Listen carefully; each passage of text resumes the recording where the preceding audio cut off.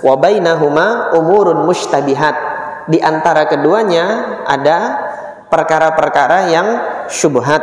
Syubhat itu nggak jelas mana yang halal, mana yang haram. Jadi syubhat itu bukan yang berbeda pendapat sama Ustadz antum, enggak, itu bukan syubhat. Jadi syubhat itu yang nggak jelas mana halal, mana haram. Ini definisinya Rasulullah. Tapi kalau nanti syubhat itu yang beda pendapat sama Ustadz antum, itu nggak tahu definisi siapa itu. Allah Ta'ala a'lam. وَمَا لَنَا أَلَّا نَتَوَكَّلَ عَلَى اللَّهِ وَقَدْ هَدَانَا سُبُلَنَا. Ini sekilas tentang apa? Tentang majmu'nya Imam An-Nawawi. Nah, ada waktu nggak nih? Yang ingin saya sampaikan pada kesempatan kali ini, saya karena Imam An-Nawawi itu banyak menukilnya dari Ibnul Mundzir, saya langsung mengambil nukilan tentang permasalahan ini dari kitabnya Al-Imam Ibnul Mundzir, dan ini perkataan Ibnul Mundzir, dzikru ikhtilafi ahli ilmi fil mani yusibu at-taubah. Penyebutan ikhtilaf, perbedaan para ulama ahlul ilmi fil mani, tentang permasalahan kalau mani itu terkena baju. Beliau menegaskan ikhtalafa ahlul ilmi fi taharatil mani. Para ahli ilmu, para ulama itu berbeda pendapat tentang permasalahan kesuciannya air mani.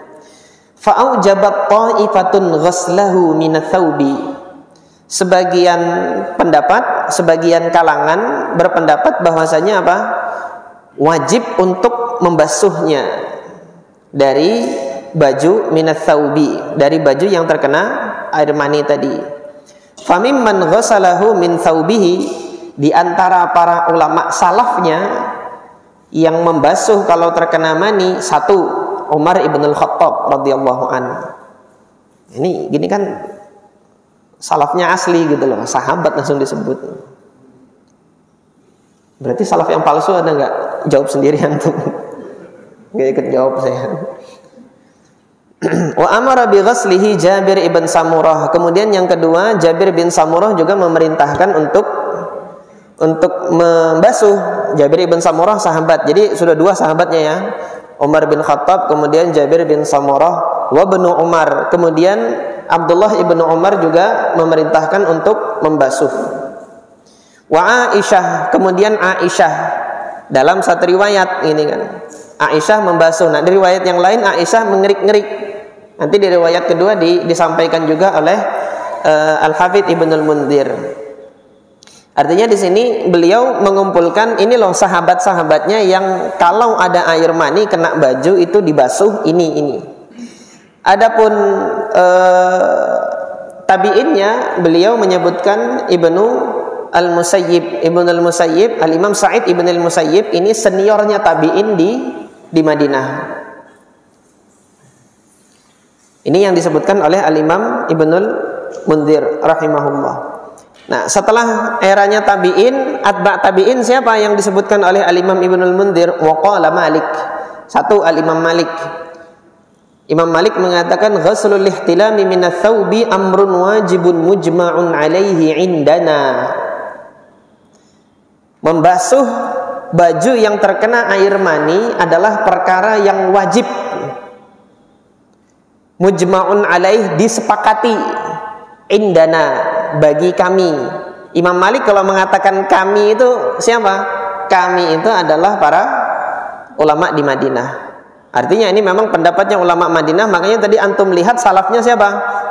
Umar bin Khattab, Abdullah bin Umar. Nah, ini faedah yang disampaikan oleh guru kami Syekh Abdurrahman Asy-Syamrani rahimahullah ketika mengajarkan hadis-hadis di kitab Al-Muharrar. Penelitian beliau itu di mazhab Maliki. Jadi ketika beliau meneliti mazhab Maliki itu, beliau menyebutkan poros fatwanya Imam Malik itu banyak berputar kepada fatwanya Umar bin Khattab dan fatwanya Abdullah bin Umar. Kalau antum nggak percaya, nanti buka kitab Muwatta'nya sahabat siapa yang fatwanya ada di situ, antum hitung. Kebanyakan fatwa sahabatnya sahabat Umar bin Khattab dan Abdullah bin Umar. Dari sekian bab yang ada di Muwatta nanti hitung sendiri. Nah, maka tidak heran ketika Al-Imam Malik kemudian pendapatnya sama dengan salafnya, yaitu siapa tadi salafnya? Umar bin Khattab dan Abdullah bin Umar. Jadi jangan disalahpahami kalau Imam Malik mengatakan mujma'un alaihi indana, ini sudah ijma' menurut kami itu siapa? Fuqahanya ahli Madinah. Yang di luar Madinah belum tentu sama nanti. Wa hadza ala madhhabil Auza'i, dan kemudian Al-Imam Al-Auza'i di Syam juga berpendapat demikian. Wa huwa qaulu Ats-Tsauri, dan ini juga pendapatnya Imam Sufyan ibn Sa'id ibn Masruq Ats-Tsauri Al-Kufi di Kufah di Irak. Nah, di antara dalil mereka adalah hadis Aisyah yang kita baca ini tadi. Rasulullah membasuh, kalau begitu ya basuh, gitu loh. Rasulullah membasuh, kalau begitu kita juga membasuh. Nah, adapun pendapat yang kedua yang dinukilkan oleh Al-Imam Ibnul Mundhir, wa qala ta'ifah, sebagian kalangan berpendapat lagi al-maniyyu tahir, air mani itu suci. La yajibu ghuslu tsaubi minhu, tidak wajib membasuh pakaian yang terkena air mani. Wa qala ba'dhum, bahkan sebagian mereka mengatakan apa? Yufraku minats tsaubi, cukup dikerik saja dari baju. Nah, di antara para salafnya yang berpendapat demikian, yang pertama dari kalangan sahabat adalah Al-Imam Sa'ad ibn Abi Waqqas. Sa'ad ibn Abi Waqqas satu dari 10 sahabat yang mendapatkan kabar gembira bahwasanya beliau adalah masuk surga, penghuni surga. Kemudian sahabat yang selanjutnya adalah Abdullah ibn Abbas radhiyallahu anhuma. Abdullah ibn Abbas radhiyallahu anhuma mengatakan dalam fatwa beliau, ya, inihtalamta, kalau kamu bermimpi, inihtalamta fi thawbika, dan kemudian mimpi kamu itu yang menjadikan keluar basahnya itu mengenai baju kamu, famsahhu bi idkharatin, dilap saja, diusap saja dengan idkhirah. Idkhirah itu rumput, dia tingginya itu seperti rumput ilalang kalau di tempat kita itu. Nah, rumput idkhir itu digunakan oleh orang-orang Madinah untuk sebagai atap rumah gitu. Rumput idkhir. Nah, rumput idkhir itu karena dia rerumputan ya, kasar, ada seratnya, dilap saja pakai itu cukup. Ini fatwanya siapa? Fatwanya Abdullah ibn Abbas radhiyallahu anhuma kalau dia terkena air mani itu. Au khirqatin, atau kalau enggak ada idkhirah itu juga bisa dengan kain yang lain, khirqah. Wala taghsilhu, tidak perlu dibasuh. In syi'ta, kalau kamu mau. Kalau kamu mau enggak perlu dibasuh air mani itu. Illa an taqdhurahu au takrah, kecuali kalau kamu nanti merasa jijik gitu kan, merasa enggak nyaman dengan adanya air mani itu, au takraha an yura, kamu merasa enggak nyaman untuk dilihat nanti dia menempel di baju kamu itu hingga kamu melihatnya jijik, atau orang melihat jijik, kamu enggak jijik memang, tapi orang lihat, apa itu lendir-lendir begitu kan, silahkan dibasuh. Tapi kalau tidak dibasuh, dilap saja enggak apa-apa gitu, kata siapa? Kata Abdullah bin Abbas. Ini fatwa beliau radhiyallahu an. Adapun dari kalangan para fuqaha, dari kalangan atba'ut tabi'in yang berpendapat bahwasanya mani itu dia tidak najis adalah Al-Imam Asy-Syafi'i rahimahullah. Al-Imam Asy-Syafi'i mengatakan al-maniyyu laisa binajisin, mani itu tidak najis. Wa bihi qala Abu Tsaur, demikian pula pendapatnya Abu Tsaur. Abu Tsaur itu muridnya Imam Syafi'i di Baghdad yang meriwayatkan fikihnya Imam Syafi'i fil qadim. Wa qala Ahmad, dan juga Al-Imam Ahmad mengatakan yujzihi an yafrukahu, sah kalau hanya dikerik saja. Artinya Imam Ahmad sama pendapatnya tadi. Wa qala ashabur ra'yi, kalau Imam Ibnul Mundhir mengatakan ashabur ra'yi, ini adalah para fuqaha yang dididik oleh Imam Abu Hanifah rahimahullah atau para ulama Hanafiyah. Wa qala ashabur ra'i fil mani yakunu fi thawbi fayajifu fahattahu ar-rajul yujzihi dzalik. Sama pendapatnya kalau sudah kering itu dikerik maka dia boleh. Nah, kesimpulannya bagaimana? Kesimpulannya Al-Imam Abu Bakar Ibn al-Munzir kemudian memberikan kesimpulan setelah memaparkan pendapat-pendapat para salaf itu. Setelah memaparkan pendapat para salaf, pandangan beliau bagaimana? Al-Imam Abu Bakar Ibn al-Munzir di akhir bab ini memberikan kesimpulan al-maniyu tahir. Air mani itu suci. Wala a'lamu dalalatan min kitabin wala sunnatin. Saya tidak mendapati dalil atau sisi argumentasi dalil dari kitabullah Al-Quran, wala sunnatin, dari sunnah juga enggak ada, wala ijma'in, bahkan ijma' sekalipun enggak ada saya dapati yang menyatakan apa? Yujibu ghuslahu, yang mewajibkan harus dibasuh. Waqad dzakartu fil kitab alladhi ikhtasartu minhu hadzal kitab hujajal fariqaini. Aku sudah menyebutkan hujah masing-masing dari dua kelompok ini di dalam kitab yang aku beringkas kitab ini, yaitu kitab apa? Kitab Al-Ishraf tadi yang sudah saya sampaikan. Itu ringkasannya. Di ringkasan itu saya sebutkan apa dalil bagi dua-dua kelompok ini, hujjah bagi dua-dua kelompok. Nah, sampai di sini antum pilih yang mana? Kok antum pilih yang mana? Pendapat yang pertama tadi yang mewajibkan harus membasuh itu pun tidak tegas mengatakan mani itu najis gitu loh.